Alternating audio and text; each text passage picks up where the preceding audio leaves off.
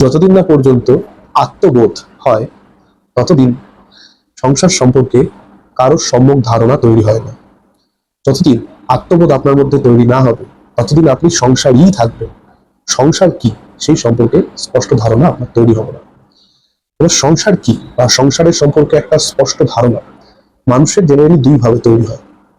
একটা হচ্ছে মানুষ জীবনে যখন নানান জায়গা থেকে আঘাত পায়, দুঃখ পায় এবং সংসারের মধ্যে যারা অবস্থান করছে তাদের প্রত্যেকের থেকে যখন দুর্ব্যবহার পায় বা এটাকে এক কথায় বলতে গেলে ব্যাক স্ট্যাবিং অর্থাৎ পেছন থেকে ছুরি মারে, সেরকম এক্সপিরিয়েন্স যখন মানুষের হয় তখন মানুষ ঠেকতে ঠেকতে শেখে এই সংসার হচ্ছে দুঃখের আলোয় এবং অশাশ্বত, মানে এর কোনো অস্তিত্ব অ্যাকচুয়ালি নেই, এটা সবসময় পরিবর্তনশীল, একভাবে মানুষ শেখে। আর যদি কেউ খুব অল্প বয়স থেকে সাধু সঙ্গ করতে থাকে, সাধন ভজন বা ঈশ্বরের সাথে যুক্ত থাকে, তাহলে সাধু সঙ্গের থেকে সে যে শুনবে, যারা শিখবে ছোট থেকে, সেগুলোতেই সে বুঝে যাবে যে সংসারের মূল স্বরূপ কি। সবচেয়ে ভালো উপায় হচ্ছে অল্প বয়স থেকে সাধু সঙ্গ সাধন ভজনের সাথে যদি আমরা যুক্ত হতে পারি, তাহলে সংসার সম্বন্ধে আমাদের একটা স্পষ্ট ধারণা তৈরি হবে। এবং সংসার সম্পর্কে স্পষ্ট ধারণা যদি আমাদের তৈরি হয়, তবেই আমরা সংসারের এই ঘাত প্রতিঘাতগুলো থেকে নিজেকে বাঁচিয়ে চলতে পারবো।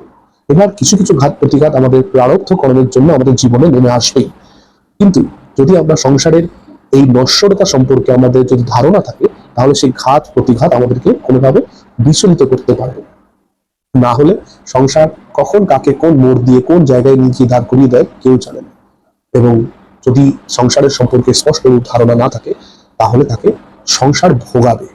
আর যদি সংসারকে কেউ স্পষ্টভাবে জেনে থাকে, তাহলে সে সংসারকে ভোগ করতে পারবে যদি সে চায়। আবার অনেকে সেটা চায় না, অনেকে জানে যে আমি সংসারের থেকে এক স্তর উপরেই থাকবো, সেটা অনেকে চায়। তারা সেই জন্য তারাই হচ্ছে সাধু মার্গে বা সন্ত মার্গের দিকে তারা চলে যায়, সন্ন্যাসী মার্গের দিকে চলে যায়। কিন্তু গৃহস্থ মার্গে থেকেও যদি সংসার সম্পর্কে স্পষ্ট ধারণা থাকে, তাহলে সংসার আপনাকে ভোগ করতে পারবে না, আপনি সংসারকে ভোগ করবেন। তার মানে সংসারের কোনো কিছুই আপনার মনকে, আপনার ইন্দ্রিয়কে বিচলিত করতে পারবে না, কারণ আপনার মন এবং ইন্দ্রিয় অন্তর্মুখী হবে, বহির্মুখী হবে না। যদি আপনি সংসার সম্পর্কে স্পষ্ট ধারণা রাখেন, আপনি নিজে যে স্বরূপ বা আত্মস্বরূপ সেটার খোঁজে আপনি মগ্ন থাকবেন। আপনার এই সংসারিক বস্তু নিয়ে আপনার কোনো ইন্টারেস্ট থাকবে না।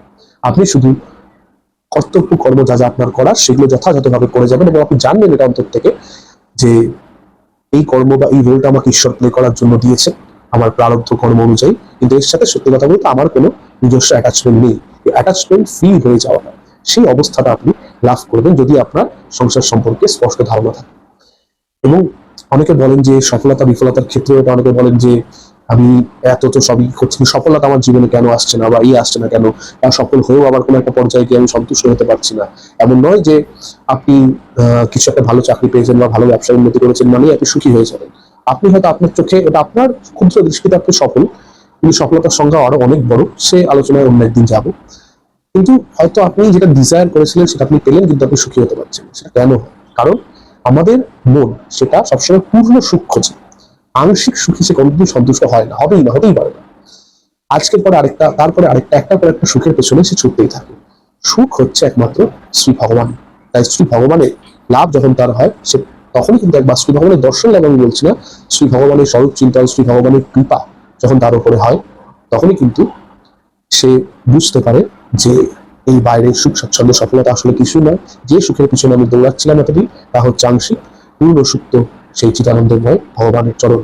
তাই আমাদেরকে নিজেদের আত্মবোধকে তৈরি করতে হবে, সংসার সম্পর্কে স্পষ্ট ধারণা তৈরি করতে হবে।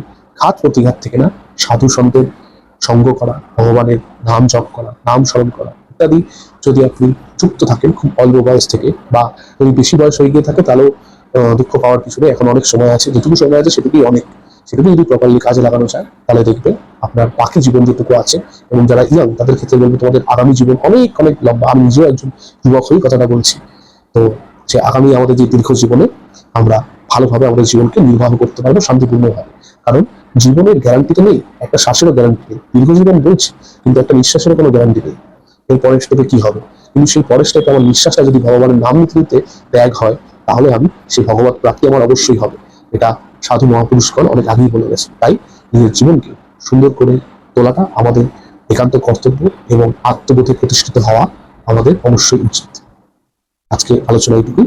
সবাইকে জানাই রাধে রাধে।